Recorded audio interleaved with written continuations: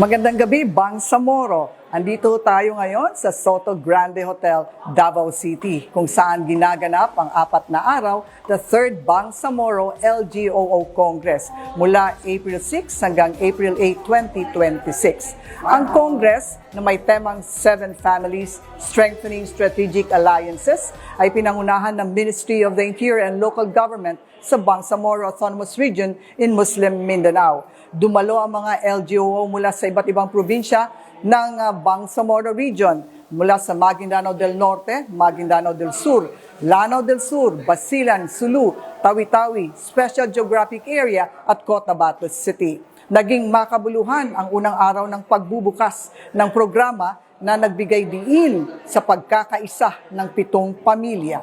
Matagumpay na naisagawa ang pagdating at registration ng mga kalahok mula sa iba't ibang probinsya. Nagkaroon ng opening prayer, kasunod ang pambansang awit at Bangsamoro hymn. Nagbigay ng mainit na pagbati si Chief Administrative Officer Ahmed Arkan Ali, kung saan binigyang diin ito ang tungkulin ng mga LGOO bilang mga tagapayo sa kanilang teritoryo o assigned LGUs. Aniya, sa pamamagitan ng mga LGOO, naayos sa mga gusot at pagpapanatili ng dangal sa serbisyo. Tinitiyak na mga ito ang isang matatag na gobyerno na mapapakinabangan ng mga susunod na henerasyon. Our local government operations officers, the architects of the Bangsamoro frontline, look around you.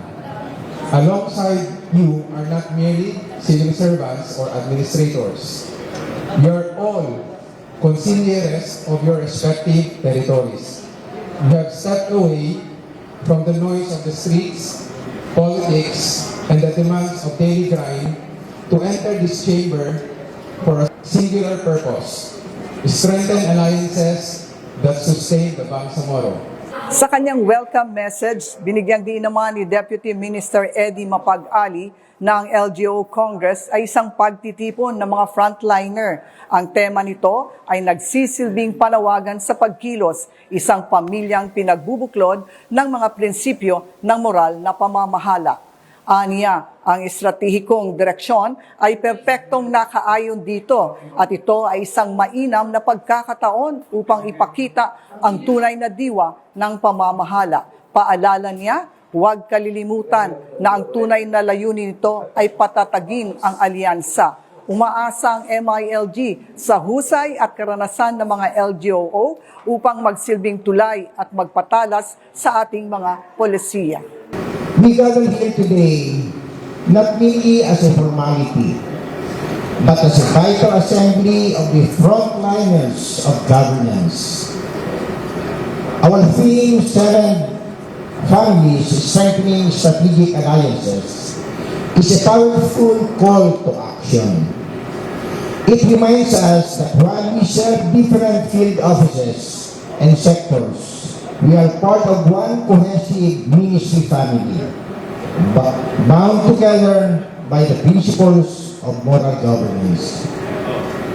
Over the next 4 days, our goal is to step back from the daily grind so that we can recalibrate our vision.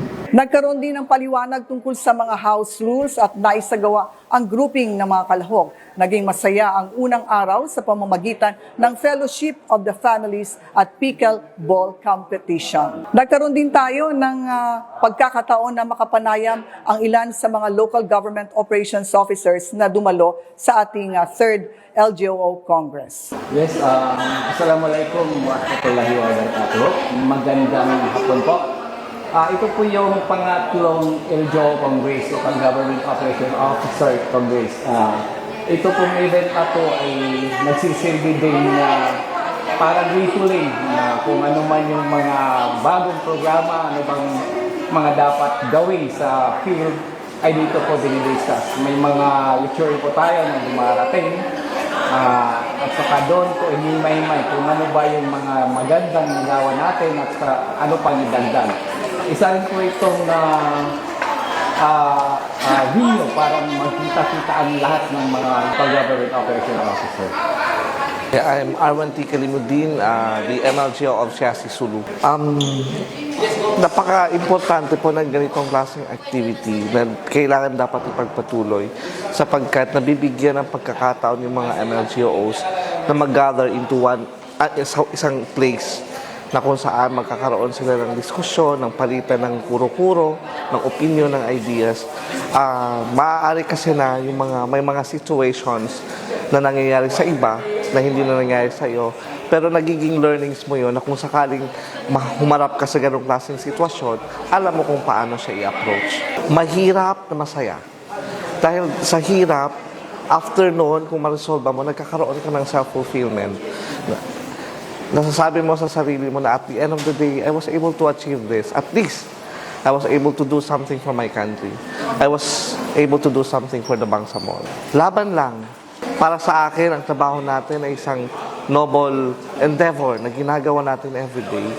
Dahil ang kinakaharap natin, ini-ensure natin yung governance sa magkaroon ng pagbabago sa Bangsamoro. Pagbabago na kung saan ay makikita natin na yung mga problema na kinakaharap natin noon ay mawawala dahil sa i-ensure natin na magkakaroon ng good governance, moral governance sa Bangsamoro. For us po na mga fresh na MLGOs, importante po na nakakandak po ito para sa amin, itong LGO Congress. Unang-una po, nare-refresh kami ulit at saka nagkikita-kita po yung mga LGOs, nagkakaroon ng sharing of experiences and paano po nila hinahandle yung mga experience or mga challenges na nami-meet nila na pwede namin i-replicate just in case na ma-encounter naman po namin yung same problems.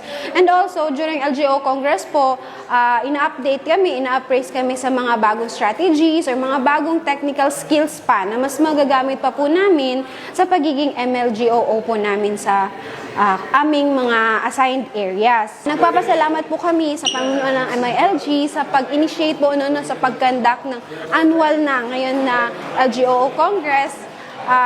Una-una po syempre sa aming minister, sa mga boss po namin sa taas, kay DG Khalid, kay Direk Fong, kay Direk Mars, kay Attorney Falea po, and then yung mga provincial directors po namin and city director na patuloy po na gumagabay sa amin as we move along sa aming mga trabaho po sa field. Looking forward kami every year sa LGO Congress. Every year pa bago-bago yung nagiging team, yung mga contest. Very important siya sa amin for our professional development. It contributes to our growth as LGOs, exposure sa mga best practices po. Seryoso. Sa mga LGOs, pagbutihan lang po natin ang ating trabaho at maging masaya po tayo sa field. Yun lamang po. Assalamualaikum, I'm Siti Mariam Mangutara from Lanao del Sur. LGO Congress, kinakandak po natin to annually. So, hindi lang po i-celebrate yung pagiging LGOs but also to recognize yung vital role as MLGO. Kung ma-recognize yung mga yung implementer ng governance. So, dito po natin nare-recognize during the celebration of Congress. So, masaya po kasi yung mga trabaho mo, nakikita mo na nare-recognize, nakikita ng ating ahensya, masaya siya na nakakapagod. No? Kung titingnan natin yung trabaho ng LGO, ang lawak masyado. So, yung minsan yung nasa-sacrifice din natin yung time natin. Masaya po, no? As LGOO, no? Kinakanda po natin yung LGO Congress annually. Hindi lang po i-celebrate yung pagiging LGO but also to recognize yung role mo as LGO dahil tayo po yung implementer ng governance. At dito nagwakas ang unang araw, puno ng seremonya, fellowship at kasiyahan. Bukas, mas malalim na talakayan ang ating sasaksihan. Para sa Sindao Bangsamoro ng Ministry of the Interior and Local Government, ito po si Irene Fernandez Gonzalez.